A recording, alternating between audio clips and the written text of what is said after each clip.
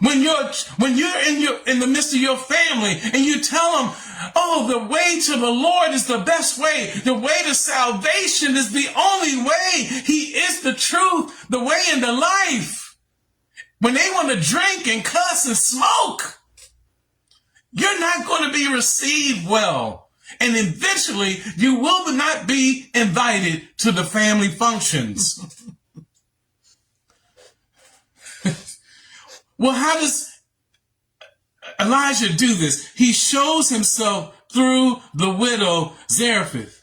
And you can find this in 1 Kings 17. Okay, listen to the steps. Elijah was taken into her home.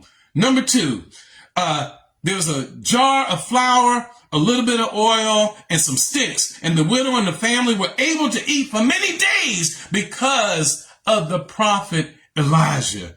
But then the widow's son becomes sick. And then the widow thinks, oh my gosh, it's because of my sin that her son is suffering almost unto death.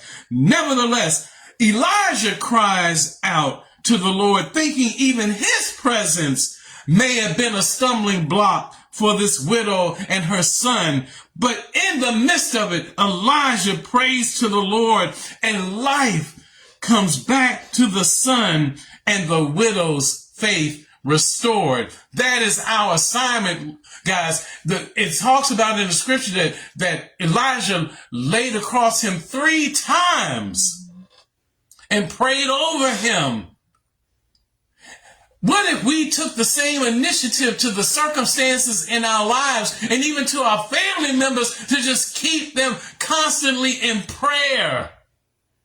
And then watch God show up and show out.